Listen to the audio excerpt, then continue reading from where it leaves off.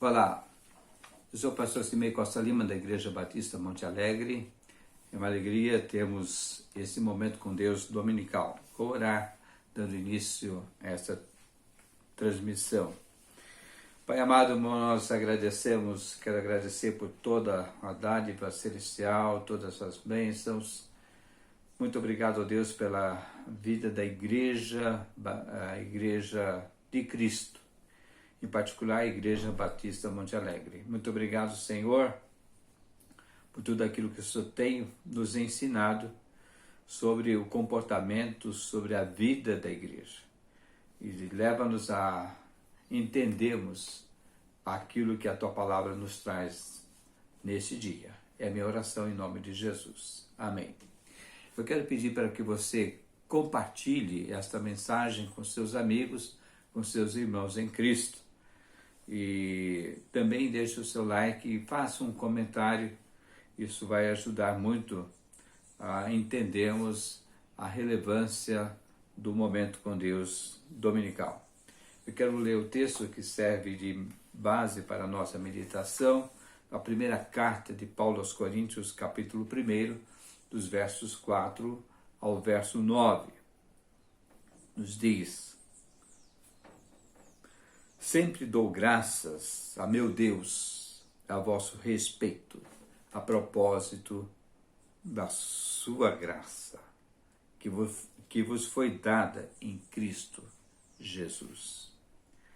Porque em tudo fostes enriquecidos nele, em toda a palavra e em todo conhecimento, assim como o testemunho de Cristo tem sido confirmado em vós.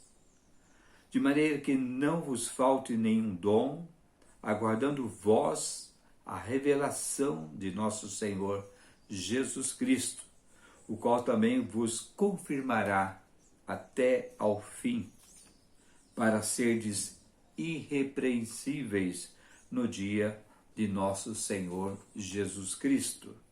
Fiel é Deus, pelo qual fostes chamados à comunhão do seu Filho Jesus Cristo, nosso Senhor. As virtudes da Igreja de Jesus. Esta carta foi escrita pelo apóstolo Paulo mais ou menos no ano 55 depois de Cristo, quando ele ainda estava atuando na cidade ou na igreja de Éfeso. E 3 foram os motivos que levaram Paulo a escrever esta carta. Primeiro foram as informações recebidas pelos membros da família de Cloé. Isso está nesse próprio capítulo 1, versículo 11. O segundo motivo foi uma carta enviada pelos crentes de Corinto. Alguns membros, alguns irmãos escreveram uma carta pedindo orientações a Paulo, está no capítulo 7, verso 1. E, por fim, um relatório que Paulo recebeu de uma comitiva com 3 homens da igreja. Está lá no capítulo 16 e o verso 17. É interessante, inclusive, lermos o nome desses irmãos. Os seus nomes eram Estéfanas, Fortunato e Acaico. Diante desses 3 motivos, Paulo então passa a escrever à igreja que estava na cidade de Corinto. E o objetivo de Paulo era resolver alguns conflitos daquela igreja. A igreja de Corinto tinha brigas, era uma igreja desunida, era uma igreja que tinha partidarismos, era uma igreja imoral, havia muita imoralidade.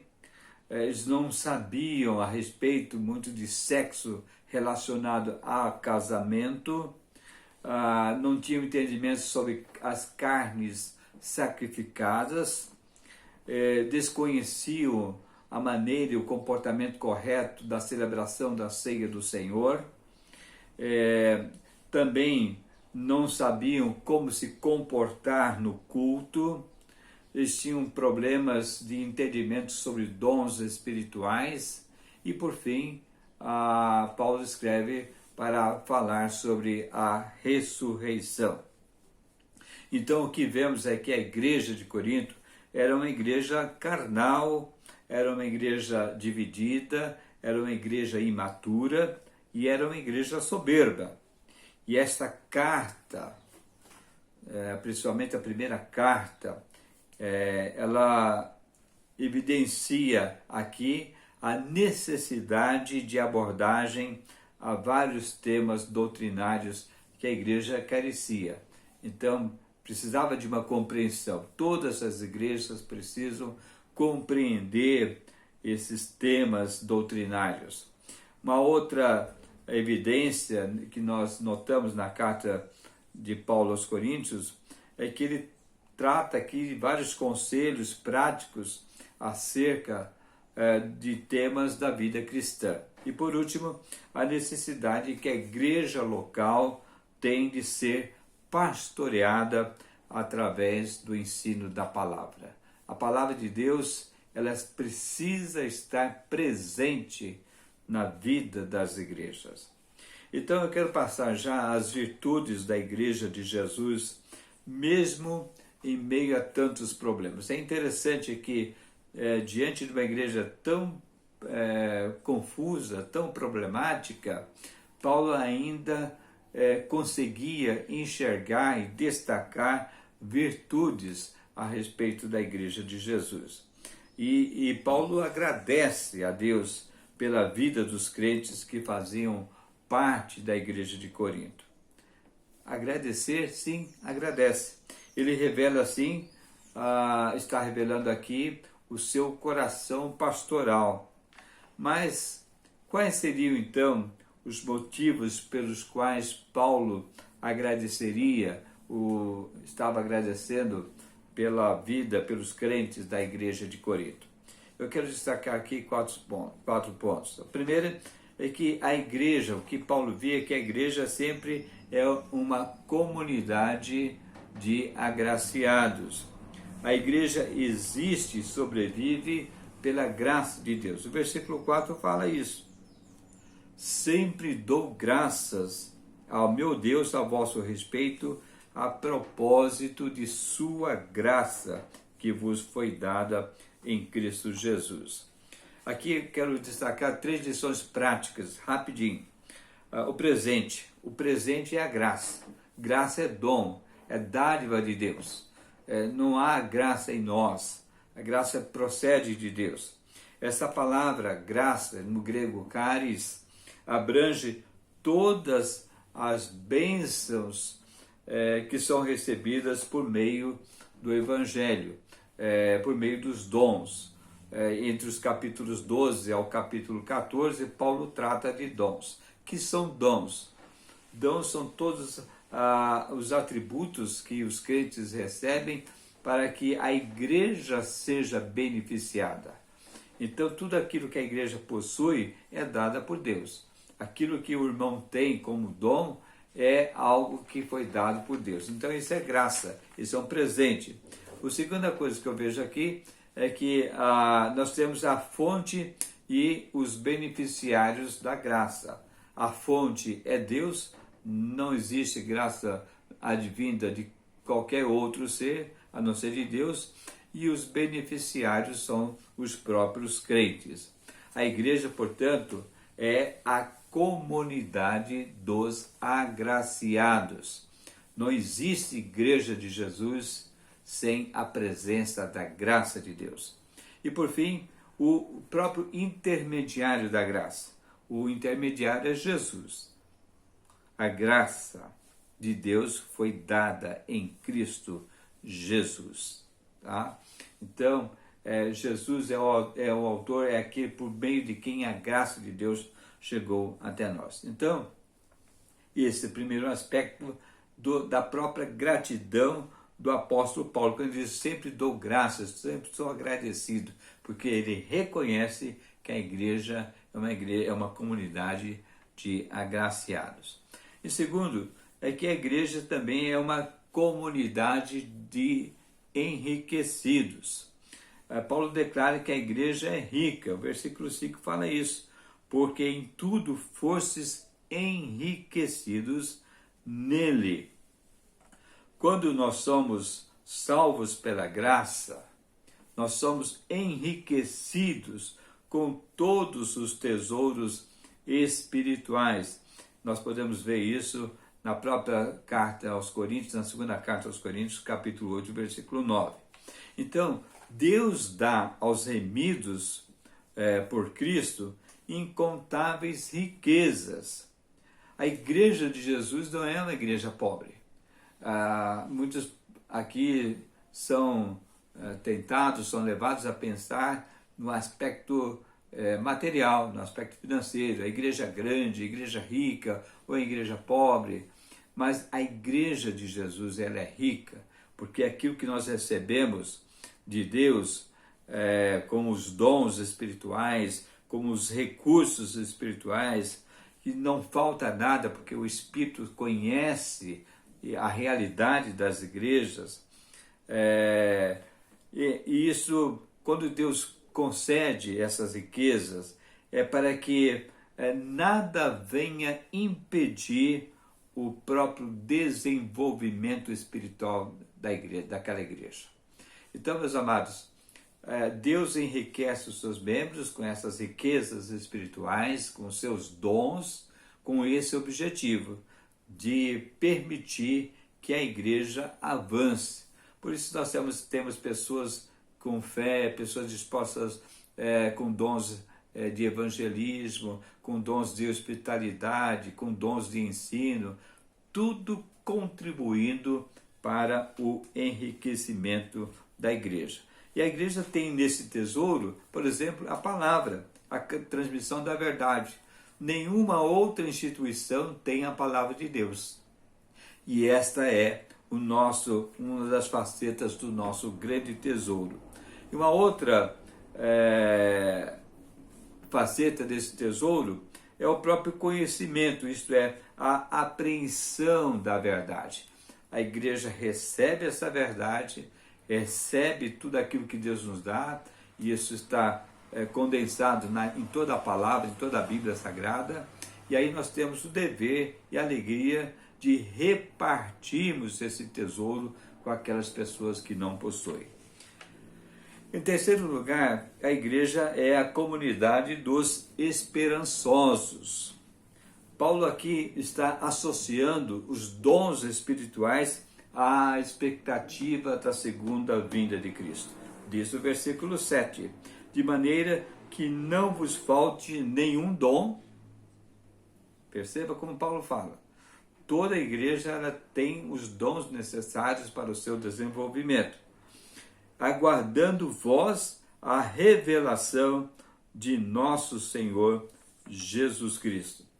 A igreja, queridos, que exercita os dons espirituais é a mesma igreja que aguarda ansiosamente o retorno de Cristo. Porque a nossa pátria está nos céus. A igreja sabe que ela está indo para a pátria celestial.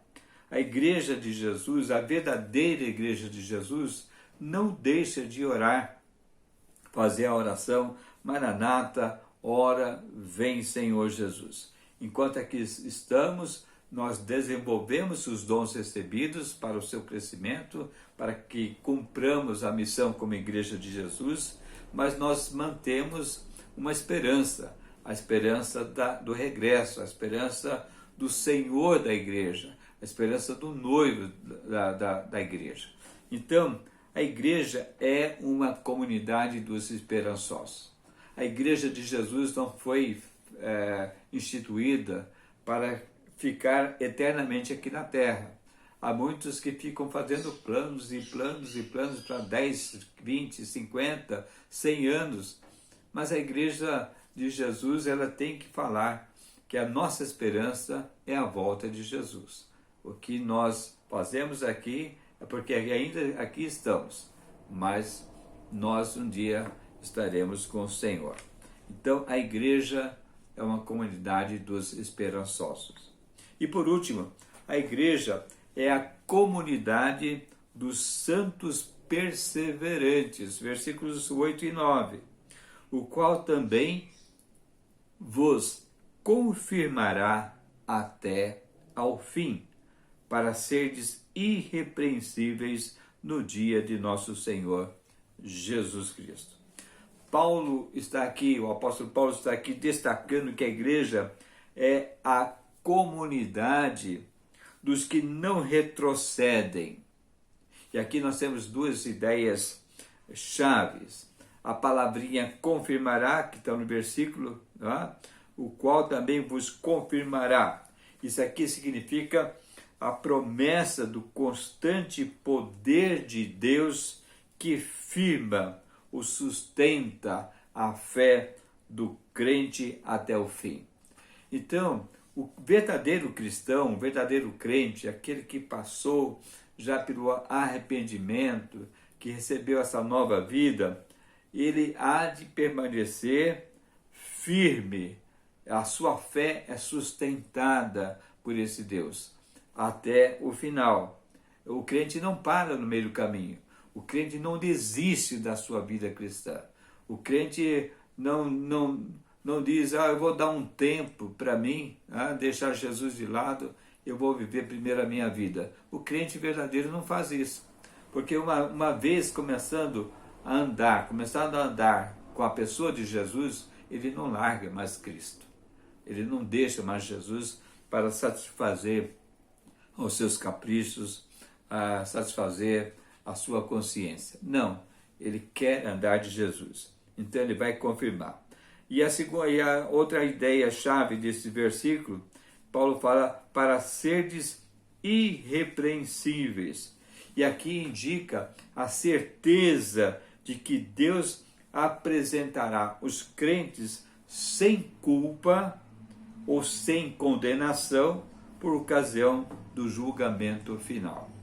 Queridos, isso é tão espetacular, porque a consciência muitas vezes nos acusa, mas Deus já nos justificou, Deus já nos absolveu por causa da obra de Cristo. Então, nós seremos, naquele dia do Senhor, como Paulo fala aqui no versículo, no dia de nosso Senhor Jesus Cristo, como uma alusão ao dia do julgamento, nós estaremos ali de olhos abertos, olhando para o Senhor, sabendo que não haverá mais condenação. Não há condenação para aqueles que creem em Jesus Cristo como seu Salvador, seu Senhor. Então, não há por que temer. Diante de Deus somos irrepreensíveis. Todo crente, ele irá perseverar até o fim. Por quê? Porque Deus é fiel. Essa é a resposta. O versículo 9 diz: fiel é Deus, pelo qual fostes chamados à comunhão do seu Filho. Deus se prometeu de dar a vida, de dar o perdão. Ele é fiel, ele vai cumprir. Deus não muda diante da obra que Jesus fez por cada um de nós. Então, o que nós percebemos nessas virtudes é que a igreja de Jesus tem essa, mesmo com os seus problemas, mesmo com as suas dificuldades, mesmo às vezes nós encontrando uma igreja com partidarismo, com às vezes imoralidades que talvez nem saibamos, mas a igreja de Jesus, aqueles que pertencem à igreja de Cristo, a igreja tem essas virtudes. Ela é uma comunidade de agraciados, ela é uma comunidade de enriquecidos, ela é uma comunidade de esperançosos e ela é uma comunidade dos santos perseverantes. A sua igreja, você se sente nessas condições, vê essas virtudes na sua vida e na vida da sua igreja? Que Deus esteja abençoando a igreja de Cristo, principalmente nessa época de tamanhas trevas. A igreja é luz e ela precisa continuar sendo luz no meio das trevas. Eu vou orar encerrando a nossa reflexão deste domingo. Nosso Deus, Pai amado, muito obrigado, Senhor, por tudo aquilo que nos deste a entender sobre a igreja. E refletindo sobre a igreja de Corinto, nós vemos aquela igreja incipiente com tantos problemas a serem resolvidos, necessitada de tantas orientações do apóstolo Paulo. E ela veio para nos ensinar, e essas cartas aqui estão registradas, tanto a primeira carta quanto a segunda carta, para mostrar, ó Pai, que a igreja de Jesus ainda é a tua instituição, é aquilo que tu fizeste, para que o membro, para que o crente possa crescer na graça e no conhecimento do Senhor e possa contribuir com aquilo que recebe de ti para o amadurecimento de outros irmãos em Cristo. Muito obrigado, ó Deus, por todas essas bênçãos espirituais. É a minha oração em nome de Jesus. Amém. Eu quero novamente lembrar que para que você compartilhe, e você compartilhando, você deixe o seu comentário ali, tá? Na próxima terça-feira teremos nosso Momento com Deus, momento de oração. Deus abençoe a sua vida, a sua família, e esse domingo seja um domingo alegre e feliz para o seu viver. Amém.